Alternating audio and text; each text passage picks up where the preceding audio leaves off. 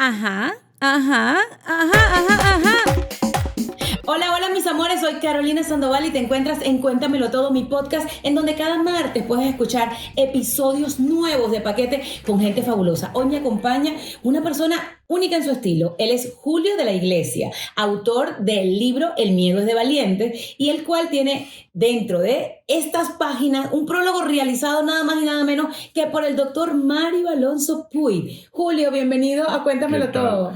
Encantado, Carolina, de estar aquí. Muchas gracias por invitarme. Estaba deseando conocer tu casa y de charlar contigo, que la verdad es hemos tenido muy buena conexión. Muy buena conexión. Este es un hombre que, bueno, aquí donde lo ven, se encarga de cosas totalmente diferentes a los míos. Yo me encargo de tal vez de sacarle las emociones a la gente con las cosas que hago en redes sociales. Y este hombre, según su biografía, y la voy a leer para ni siquiera equivocarme en una coma, escuchen, nació en Madrid en 1964 y es nada más y nada menos, escuchen, técnico especialista en desactivación de artefactos explosivos. Es uno de los 100 conferencistas más reconocidos en Madrid, en España entera, porque ha sido asesor de compañías, de corporaciones muy importantes, algunas de ellas por mencionarse las Pfizer y McDonald's. Hombre, o sea, ¿qué haces tú aquí sentado si tú te la pasas ocupado? Bueno, pues es que era un privilegio para mí hablar con una persona pues con tu prestigio y tu profesionalidad y la verdad es que para mí es un honor estar aquí. Qué bonito. Yo conecté a través de las redes sociales, primero que nada, porque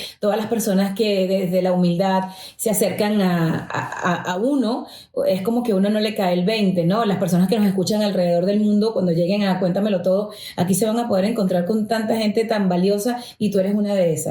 El miedo.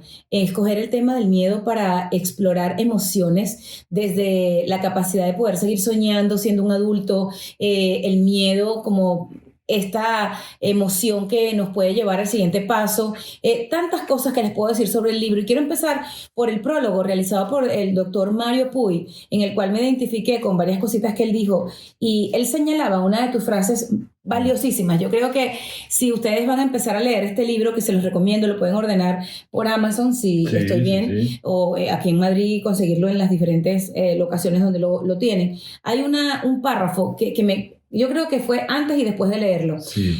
Dice una de tus páginas, hay personas que mueren cuando toca y otras que apagadas viven esperando morir, apagadas, sin luz, como cuando se fue la luz y ya tú estás ahí esperando que la vida pase. Siempre he preferido, dices tú, que la muerte me sorprenda viviendo sin esperarla y con 1000 cosas por hacer. Esto hay que desglosarlo bien, esto hay que entenderlo, esto hay que comérselo con un poquito de pan, mermelada. Y el doctor Mario se sintió muy atraído por esto que tú escribes, porque él señala, estas palabras que aparecen en la introducción de El miedo es de valientes, de Julio de la Iglesia, nos muestran un camino para superar ese miedo que todos experimentamos en distintos momentos de nuestra vida. Por eso la clave estriba en saber cómo afrontar con éxito ese mismo miedo que nos torna irritables, nos hace huir o nos bloquea. Yo quiero que entremos en materia y entremos en esta frase. Sí. Esta frase es gloriosa. Ya. Hay gente que tiene miedo a vivir, a seguir, a equivocarse, a soñar, a todo. Y solo por eso ya dejan de vivir. Yo digo que yo no tengo miedo a la muerte, lo que tengo miedo es a perder la vida. Y para mí perder la vida es justo eso. Dejar de soñar, dejar de buscar nuevos horizontes, nuevas metas, dejar de perseguir tus sueños. Creo que eso es muy perjudicial para el ser humano.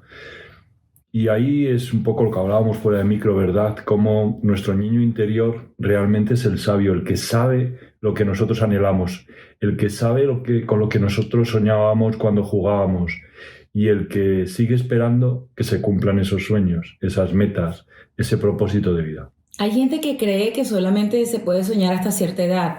Hay gente que te dice, no, es que ya yo no tengo edad para... Claro. ¡Ah! ¡Qué terrible! Sí. Y ojo, no lo digo desde el juicio de valor, sino que es que yo creo que hasta el último día de tu vida tienes chance. Sí. Y como no sabemos cuándo es el último día de nuestra vida, todos los días hay ese chance de hacer lo que te dé la gana. Efectivamente. Yo creo, primero hay que agradecer la vida, ¿no? porque no nos damos cuenta, por ejemplo, con la salud, y todos lo sabemos, que hasta que no nos falta no nos damos cuenta de lo importante que es. Pero el que ya tenga salud y el que tenga un coche o un carro, como decís vosotros, y una casa y un hogar y un trabajo y dinero para salir a cenar o a comer, por favor, que primero agradezca todo lo que ya tiene y a partir de ahí que siga construyendo un futuro mejor para él, para la sociedad, para los suyos, que hay mucho por hacer en el día a día, ¿no? Que no todo es el propósito a final de meta, al final de una vida, sino que en el día a día tenemos muchas cosas que podemos hacer para engrandecer la nuestra y iluminar la de los demás. Hay gente que vive en la oscuridad, ahora que mencionas Sí. la parte de iluminar. Yo tengo una frase que utilizo mucho, que es la luz brilla sin esfuerzo. Es verdad. Y hay gente que vive en una oscuridad eterna, así tenga el coche, así tenga Sí. la cuenta de banco, así tenga hijos sanos. O sea, tú dices, pero Dios mío, no encuentran, olvídate del propósito, como tú Sí. dices, sino con eso que los conecte con el estoy vivo. Claro. Mira el sol, mira el día. Sí. O bueno, y si están en un hospital, por lo menos estoy respirando en un hospital. Vamos a Claro. poner cualquier escenario. ¿Por qué tú crees que a la gente le pasa eso? Es verdad que mucha gente de cara a la galería vive una vida aparentemente exitosa, donde tiene dinero, donde tiene casa, donde tiene fama, reconocimiento, hijos, todo lo que se esperaba de un ser humano realizado y feliz. Pero no todas las personas somos iguales y no todo el mundo anhela lo mismo. Y a lo mejor detrás de ese éxito lo que hay es una gran frustración, un gran desengaño, una gran mentira vital. Yo abogo más por parar todos los días un ratito y pensar, donde estoy es donde quiero estar, donde quiero llegar hoy es igual que ayer, porque a lo mejor es el momento de que te pares, respires, analices en qué punto vital estás y si algo te está entristeciendo hasta ese punto de que no valoras todo lo que los demás vemos, es porque no estás siguiendo tu propósito, tu camino, lo que tú de niño soñabas. Y creo que hay que ser muy valiente para pararse, reconocerlo, por lo menos reconocerlo, sin que nadie te escuche, tú mismo delante del espejo, reconocerlo y decir, no, yo no quiero esto, ¿para qué sigo este camino? Le gustará a mi papá, a mi mamá, a mi pareja, a mis compañeros, pero yo no he nacido, yo no quería esto, yo quiero esto, esto y esto, pues vete a por ello. Esto es lo importante de ser valiente, que el coraje transforma la vida. El poner el corazón en las cosas transforma la existencia del ser humano. Y por eso ser valiente es tan, tan importante, para reconocer dónde estás y para luchar por lo que quieres. Claro, y yo ahí recuerdo como uno era de chiquito y lo veo que Sí. ahora tengo obviamente 2 razones mucho más para vivir y tener ganas de hacer todas las cosas que sueño. Tengo una hija de casi 21 años y tengo Sí. una de 7. A los niños no les da miedo decirte en pleno restaurante mientras comen, mami, tengo ganas de ir al baño a hacer número 2. Ya. Hay gente, yo estaría de pronto con un ejecutivo en una mesa y de pronto mis tripas están sonando y voy a sentir un miedo, según lo establecido socialmente, Sí. de decirle a alguien algo que no me debería dar miedo, porque son necesidades fisiológicas Sí. básicas, normales, Efectivamente. que cualquier persona tiene. ¿Por qué cuando crecemos, y hablo en plural, yo me salgo mucho de eso, yo Sí. dejé de tal vez seguir la manada, yo soy bastante rebelde en cuanto a eso, pero ¿por qué de adultos nos da miedo las cosas normales como ser humano? Es verdad que los miedos se contagian. Uf, sí. Y el ser humano aprende sobre todo por el ejemplo. Entonces, depende del ejemplo que hayas tenido en casa, de los valores que te hayan inculcado, de la educación que hayas tenido. En muchos casos te encorseta tanto que no eres capaz ni de tomar una decisión tan vital como es esta, ¿no? Discúlpame un momento, tengo que ir al baño. Y hay gente que la pasa fatal por no decir Exacto. estas palabras, ¿verdad? Tiene que ver con la educación. Por eso también es otro mensaje importante, ¿no? Tú quieres educar a tus hijos en la libertad, en la valentía, o los quieres educar como un molde, como si fuesen todos iguales, ¿no? Creo que también el valor en la familia se debe transmitir, el coraje, la independencia, la libertad de expresión, la libertad de creencia, de pensamiento, el contrastar muchas cosas, el abrir muchas puertas, el intentar llegar a la profundidad de los temas, no porque los demás lo entiendan así, sino porque tú has formado tu propio criterio Y volvemos a la palabra mágica que es la valentía, el coraje. Hay gente que le da miedo ser valientes porque tienen que ser complacientes. Hay gente que bueno. cree que ser valiente es ser sumiso, es ser dócil, y interpretan desde mi ángulo una palabra tan bonita como es la valentía desde otra, figura, desde otro escenario. Hay gente que me ha dicho a mí, yo prefiero ser obediente. Yo he llegado a donde estoy por ser obediente. Y yo me quedo analizando y digo, ¿será que la que está equivocada soy yo? Yo no busco tener la verdad, yo tengo la mía y tú tienes la tuya. Sí. Y si nos respetamos, yo creo que podemos vivir ahí. Pero tú sabes lo que es darle la razón vamos a hablar del tema corporativo, Sí. a un jefe que desde tu punto de vista no está siendo justo o por ahí no va tu línea editorial, porque es más valiente respetar la comida de tus hijos y saber que tu salario es el que alimenta a tu familia, y siendo complaciente, tu jefe va a pensar que lo estás haciendo correcto y eres un gran, yo creo que pupilo de él en el futuro. Me parece terrible, me parece una cobardía grandiosa.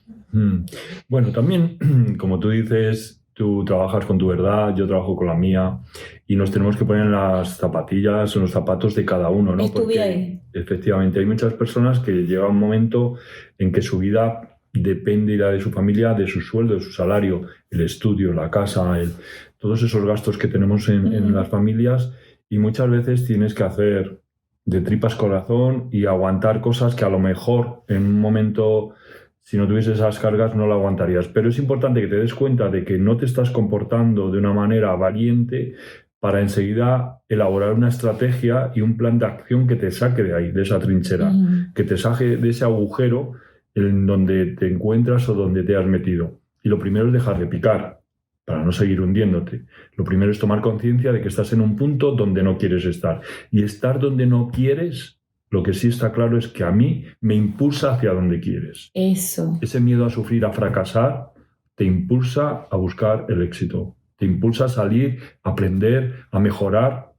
Entonces, no se trata tampoco, bajo mi punto de vista, de ser un sincericida y que llegue tu jefe y te diga algo que no te gusta o te mande algo que no te apetece y contestarle de una manera a lo mejor muy heroica, muy valiente, pero que rápidamente te colocan en la calle.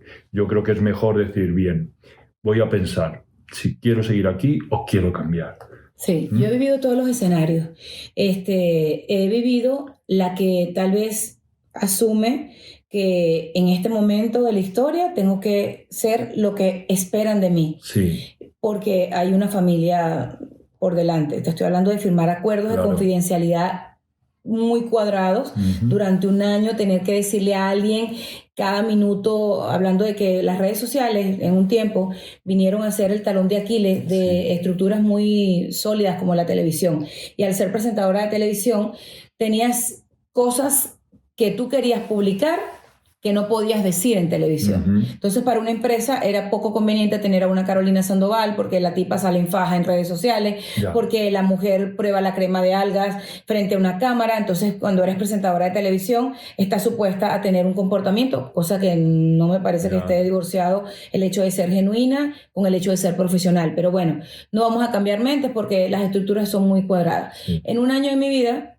firmé algo que yo llamé mi contrato que atrapó al tigre, a esa leona, a ese animal feroz que llevo por dentro. Y bueno, durante un año en una pasada económica que tenía que jugármela porque mi hija está recién nacida, la chiquita, la segunda, y era o eso o nada. Firmé eso. Pero tal y como lo dices, eso me llevó a que la segunda etapa de ese proceso me diera la libertad y hubiese podido, no sé, de la mano de Dios, explorar otras unidades de negocio en donde no solamente la televisión era mi sustento. ¿Ok? Porque hay mucha gente que me dice, claro, es que tú eres valiente porque tú tienes de dónde comer, no solamente de aquí. Pero yo les digo una cosa, y no voy a desafiar la teoría porque no es mi intención, pero a veces sí hay que salir de la zona de confort y sí, como dices, morirte de miedo y agarrar y entender que te viene algo mucho mejor. El miedo es el guardián de la zona de confort. El miedo está ahí en la puerta para que no salgas. El miedo quiere que estés todo el día ahí en el sillón. Porque aquí estás segura. porque aquí no pasa nada. Ujú. Pero eso es lo malo, es que aquí no pasa nada. La vida está tras esa puerta. Y en esa puerta está el miedo diciéndote, cuidadito, abrígate, coge un paraguas. Hoy en Madrid está el tiempo así, así. Ujú. ¿Verdad? Así que el miedo es el guardián, pero es verdad que la vida está detrás de esa puerta. Entonces hay que traspasar ese miedo, analizar qué te está pidiendo para conseguir lo que él quiere. El miedo, lo contrario del miedo es la seguridad. Pero Ujú. todos sabemos que la seguridad total no existe y que el riesgo cero no existe. Entonces, ¿en qué niveles de seguridad nos queremos mover? Si queremos avanzar, tendremos que levantar un pie. Y en ese momento estaremos en equilibrio. Pero estaremos avanzando. Una vez que lo apoyes, habrás dado un paso. Claro, y el miedo de un niño es igual al miedo de un adulto. El miedo es algo muy personal, porque fíjate, incluso los mismos miedos. El miedo, por ejemplo, a quedarte en un sitio cerrado. Hay personas que lo viven de una manera muy dramática y hay otras personas que se quedan paralizadas. A una le da por gritar, por chillar, por hacer mucha fuerza y otros se quedan acobardados, sentados y en estado de shock. El miedo de un niño tiene que ver mucho con el miedo del mayor. Porque mira, el pánico llega cuando no has superado un miedo. El miedo, el pánico letal llega cuando no has sabido afrontar ese miedo previamente. Y ese miedo normalmente nace en esa infancia, en esa juventud. Tal vez aprendido, ¿no? Programado por tus padres, por la gente que te Bueno, cuide. claro. Viene Mira, de esos primeros 7 años de vida. sí, de padres con fobias se crían hijos fóbicos normalmente. Y es por lo que te decía, porque los miedos se contagian.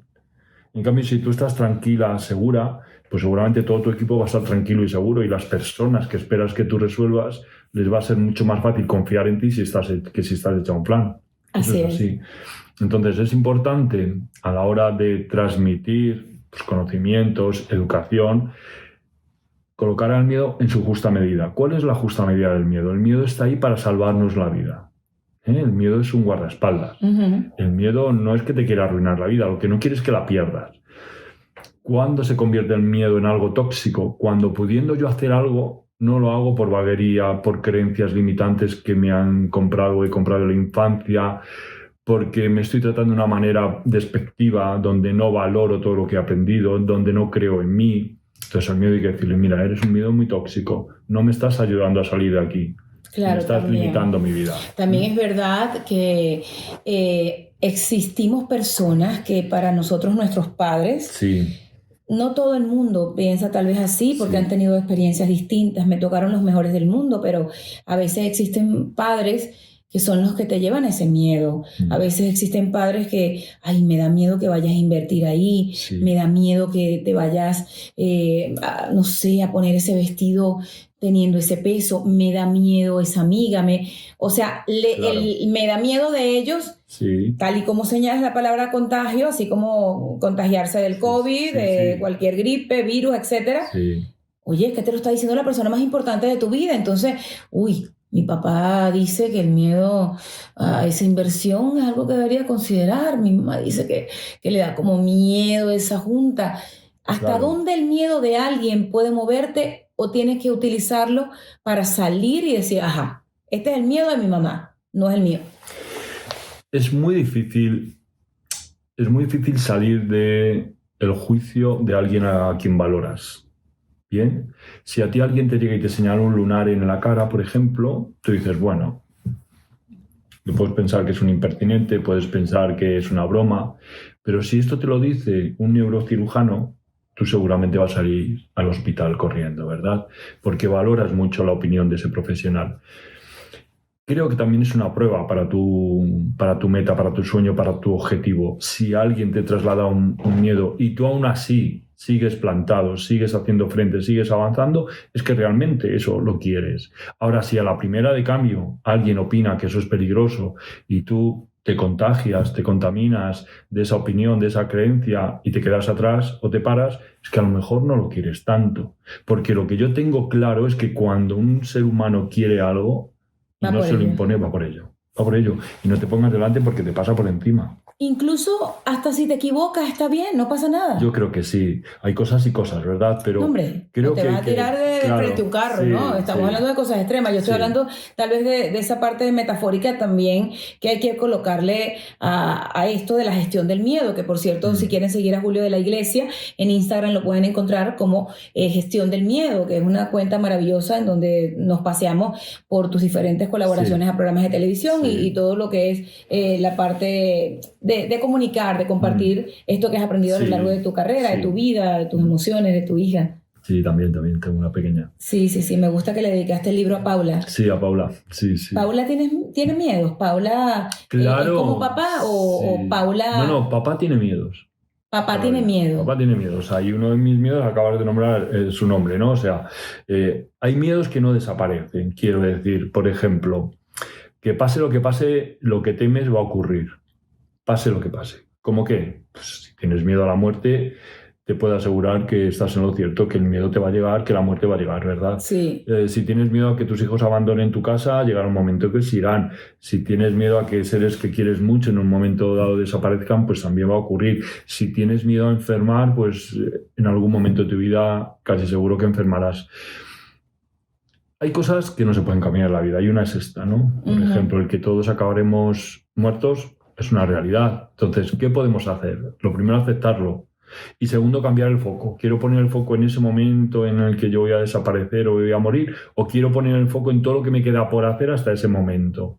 ¿Quiero poner el foco en el problema o en la solución, en el éxito o en el fracaso? Creo que siempre tenemos la oportunidad de decidir. Sobre todo, como decía Franklin, tenemos la oportunidad de decidir cómo queremos afrontar las cosas. Así es la película Coco, un poco eso, sí. ¿no? Wow, una gran película sí. que desde el niño interior nos hizo reflexionar mucho con referencia al tema de la muerte. Y ahora me viene a la cabeza algo que escuché el otro día. Yo soy católica, pero me llama la atención todo lo que pueda sumarle a mi camino en esto llamado vida. Y me encontré en YouTube con una prédica del pastor muy conocido, es maravilloso. Yo creo que también me ha ayudado mucho sin saberlo, el pastor Joel Osteen. Él señala ese fatídico momento en el cual su padre muere en un lugar de su casa, y él tenía dos opciones.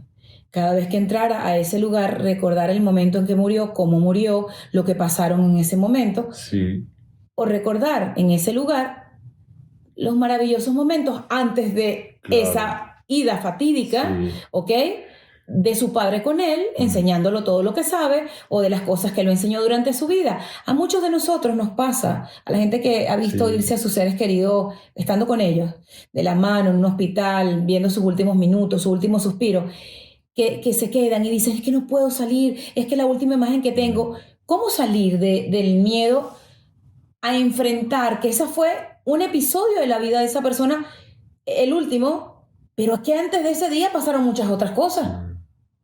Creo que tú has dado con la clave, ¿no?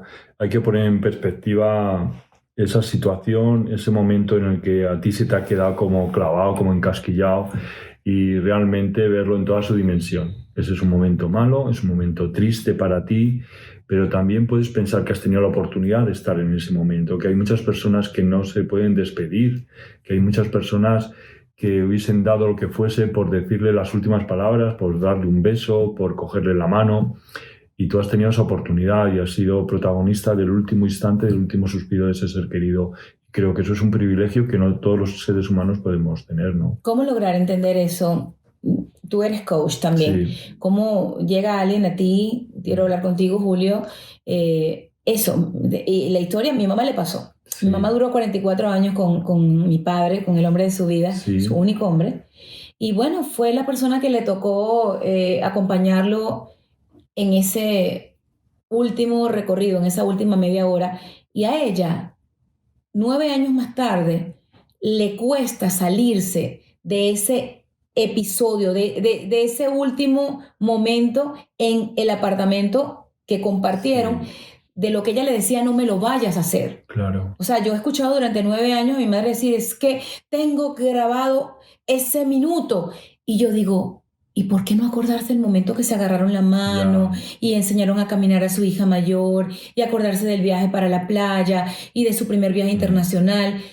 Es poco empático tal vez decirle a la gente que uno más ama, oye, pero no te quedes nada más con eso, porque bueno, tal vez te mandarían al carajo, porque déjame tranquila, que ¿qué vas a saber tú de lo que yo siento? Sí. ¿Cómo hace un coach para manejar estos temas? Bueno, lo primero, desde el coaching es un sistema socrático donde se lanzan preguntas, ¿eh?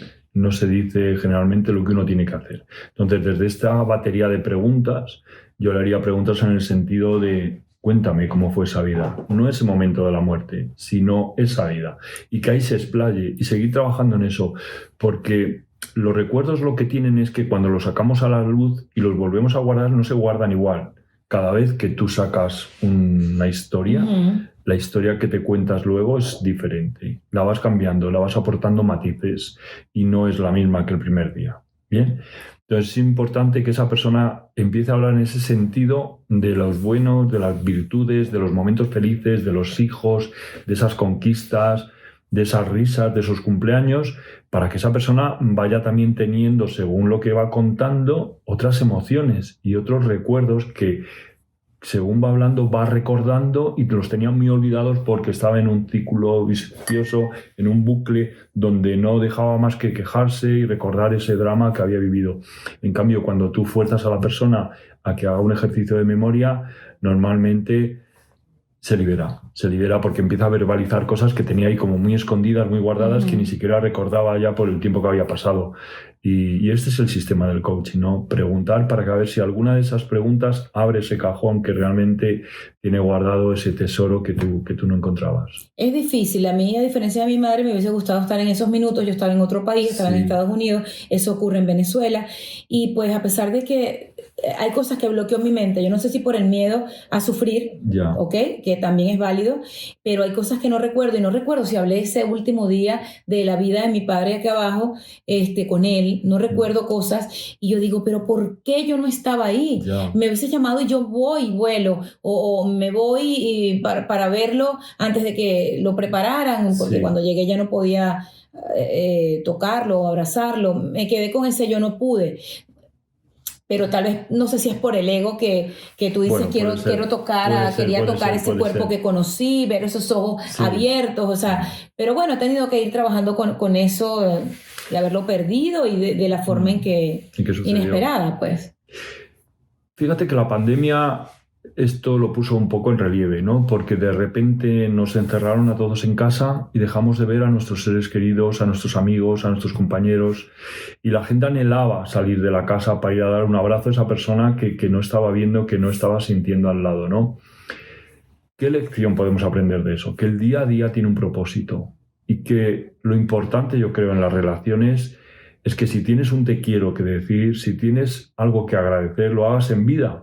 Porque una vez que falta esa persona, ya tenemos que andar con otras técnicas de poner una foto delante, de despedirte de él, de escribirle una carta, que no son tan eficaces como que descuelgues un teléfono hoy, le llames, quedes, te tomes un café, vayas a verle o vayas a verla y hagas ese trabajo de acercamiento, de sinceridad, de cariño, de lo que te pida, de esa conversación pendiente. Es muy duro despedirse, perder a alguien que realmente no estás enfadado o enfadado con ella y que por esa soberbia, por ese ego desmedido, por ese malentendido, la vida no te ha permitido dar ese último adiós. Entonces, yo creo que el mensaje bueno es, si tienes a alguien así en tu vida que valoras, y vete a verlo, llámalo, dale un abrazo, y si mañana pasa lo peor, tu conciencia estará tranquila, y esto es muy importante. Y que no lo den por hecho, porque así no tengas ningún problema. Yo no me quedé con nada por decirle a mi padre, era mi mejor amigo, el que echaba los mejores cuentos, el que te escuchaba sin juzgarte. Yo siempre digo que era como la mamá de mi mamá y mi papá. Él era más mamá. Sí, porque mi mamá siempre fue muy estricta, es muy estricta. Mi papá era como más dicharachero, más. Sí, mi papá la desarrolló muy lindo. Pero siempre le digo a la gente, no dejes de hacer esa llamada, de abrazar, de decir te amo, porque ya después no está. Y a mí tal vez el dolor lo he tenido que ir trabajando.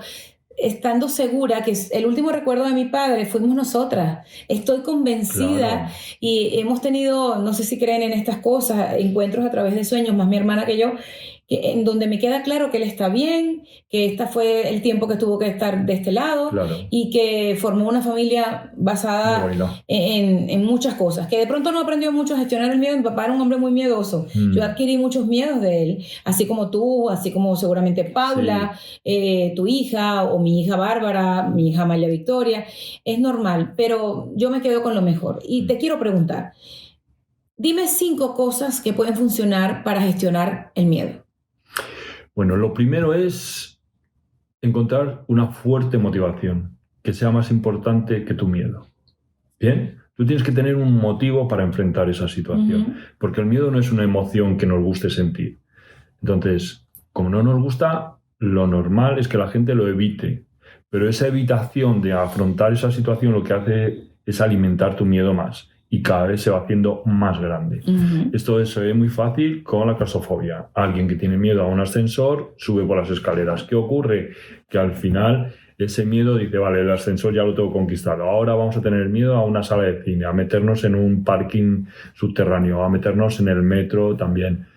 Entonces, lo primero es tener un motivo superior que sea muy importante. Tú has nombrado a mi pequeña, tú a tus hijos, ves, ahí tenemos un ejemplo claro de lo que sería un motivo realmente vitalizador, ¿no? Que nos empoderase y dijésemos, no, es que yo, por mis seres tan queridos, soy capaz de todo. Y me da miedo, pero no es tan importante ese miedo como el saber que puedo perder a este ser querido. Así que lo primero, tener un fuerte motivo, una fuerte motivación. Pero no hay que ser un suicida. No, hombre, no. Entonces, Tampoco. hay que ver, en primer lugar, si el miedo que tenemos es real o es una creencia nuestra. Por ejemplo, lo del ascensor. Es una creencia nuestra. No es un sitio peligroso. Es un sitio para transportarnos de una planta a otra. Pero no es un sitio donde la gente vaya a morir. Que hay accidentes, los hay en cualquier lado. Pero no es un sitio peligroso. Claro. Entonces, es una creencia. Hay que ver si esa creencia es real con ese peligro o no. En tercer lugar, sería encontrar en nuestros archivos, en nuestra experiencia, en nuestros conocimientos, si somos capaces de afrontar esa situación con cierta solvencia. Porque a lo mejor es verdad que tenemos que tener miedo, porque no estamos preparados, porque no somos capaces con nuestros conocimientos, con nuestra edad, con nuestra condición, de afrontar eso con seguridad.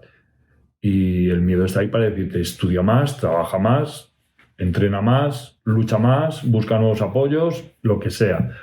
Aquello que tú quieras conseguir, analiza si estás preparado y realmente puedes avanzar en esa dirección. Y por último, la acción. Solo, exclusivamente, se supera el miedo en la acción. Podemos estar hablando aquí de 40 miedos.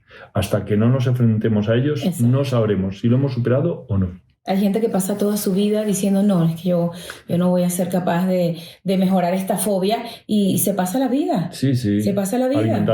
Alimentándola. Y es que como he vivido el tema del miedo, Julio, es que te paraliza, te bloquea, te Sí. impide la felicidad plena. Y aunque la felicidad es un cúmulo de momentos y no es eterna, pues hasta esos pequeños momentos te los estás tú misma saboteando. Y yo creo que vale la pena vivir, vale la pena encontrarse con literatura como la tuya. No me quiero ir sin tocar, aunque sea fragmentos de qué se siente estar a punto de desactivar un explosivo sabiendo que podría ser tu último minuto. Ya. Bueno, pues mucha responsabilidad y concentración máxima. En mi caso, yo lo vivo así. Dejas de pensar en cosas que no suman a esa desactivación, a ese trabajo, porque sabes que no te van a salvar la vida. Entonces te concentras mucho en ser muy técnico, muy profesional y en controlar todo lo que puedes, todos los parámetros que puedes alcanzar para ganar en seguridad y acabar bien tu trabajo. Desaparece lo que no es necesario y desaparece todo. Porque sabes que no te va a servir de nada ni quejarte, ni llorar, ni la melancolía, ni nada de eso. Se trata de que cumplas con tu misión, con tu deber, lo mejor posible y que lo hagas muy bien para que puedas volver. Has escogido un trabajo de los más riesgosos en el mundo. Sí. ¿por qué irse también al extremo? O sea, déjame buscar cuál es el trabajo más peligroso de la vida. Bueno, desactivar explosivos. Sí. ¿Por qué? Bueno, yo tuve una incidencia ya siendo policía en la que vi como un TEDx aquí en Madrid desactivaba un paquete y me llamó mucho la atención cómo llevó a cabo ese trabajo y cómo los demás estábamos escondidos esperando que él resolviese. Y me llamó mucho la atención su tranquilidad, su templanza, su valentía y su humildad. Y la verdad es que me gustó ese papel. Hay muchas personas que no le ven ventajas a este trabajo, pero para mí asumir esa responsabilidad me gusta, es un reto muy grande. Eso es verdad que es una profesión donde siempre estás aprendiendo, siempre hay algo que puedes mejorar y tienes la responsabilidad última de desactivar eso. Y entonces es un pulso, ¿verdad?, con esa persona maligna que lo ha formado, que lo ha hecho, y también ese reto me parece para mí muy retador. Luego es verdad que está muy bien considerado, tanto por los compañeros como por parte de la sociedad, pero principalmente yo me siento muy realizado realizando esa labor. Me siento muy protagonista de mi vida y es un trabajo que no es nada monótono, entonces también tiene ese atractivo, en fin. Yo quiero más en mi vida desactivadores de artefactos explosivos que personas explosivas. Sí. Porque todo lo que acabas de decir son las características de un ser humano que, por supuesto, uno tiene que dar gracias a Dios de tener al lado. Tienes pulso para tratar tanto como esos eventos tan delicados de desactivar una bomba como los seres humanos, que a veces podemos ser un explosivo y tienes el pulso de ver cuándo decir, de qué cosas no tocar en ciertos momentos, tu empatía, tu humildad, todo lo que acabas de describir de la persona que te llevó a ti a esto, son yo creo que las características que tal vez sin haberte conocido tanto, yo puedo encontrar para seguir puliendo esta relación, esta amistad. Gracias, me quedo corta con el tiempo para poder seguir hablando contigo. El miedo es de valientes, tienen que leerlo, es parte de todo lo que eres, Julio, de la Iglesia. Gracias por llegar a mi vida, gracias por compartir tus conocimientos, por hacer posible mucho más la gestión de inteligencia emocional en la que tengo trabajando mucho tiempo. Sí. Ahora que tengo ya 50 años, la mitad de mi vida, para ser una mejor persona, para encontrar esa mejor Carolina Sandoval que puede seguir gestionando el miedo, el carácter explosivo de mucha gente y la crianza de 2 hijas que tienen sus diferentes caracteres. Yo creo que lo haces muy bien, te sigue mucha gente, he oído cosas preciosas de ti. Aquí en España ya te empezamos a querer muchísimo. Espero que te quedes mucho tiempo, que te podamos ver en los escenarios, en las televisiones y que nos inundes con esa energía tan positiva, tan arrolladora y tan valiente, que hace falta ser muy valiente para mostrarse uno como es, y tú lo haces. Y te quería agradecer este espacio y recuerdos a todo tu país y a toda tu gente que te sigue, porque la verdad me sentí un privilegiado estando aquí contigo. Qué belleza, un besito para mi gente de Venezuela que tanto saben de lo que es ser valiente. Un beso para el país que me dio una segunda vida, los Estados Unidos, donde nacieron mis hijas, y pues España, el país donde nacieron los abuelos de mi esposo, y que nos dan esta oportunidad de seguir explorando el mundo desde diferentes ángulos. Que tú sabes que no conozco yo Venezuela. No, hombre, imagínate, te diría que te estás perdiendo uno de los países que poseen todas las cosas maravillosas que alguien quiera conocer: la nieve, el desierto, las mejores playas, las personas, la mejor comida. Bueno, gracias por decirlo. Venezuela es un país que ha pasado por mucho, pero ahí sigue para adelante, con toda la gente que sigue haciendo esas 7 estrellas y esos 3 colores, amarillo, azul y rojo. Algo lindo, por lo cual uno siempre tenga algo que resaltar. Grandes científicos, excelentes representantes a nivel del mundo en el deporte, grandes autores, increíbles médicos. Muy mal que yo me ponga a hablar de mí, pero bueno, es que mi país soy yo. Gracias. Gracias por sacar a Venezuela en esta conversación. Los quiero mucho, soy Carolina Sandoval y esto fue Cuéntamelo Todo, con una edición súper especial. Chao.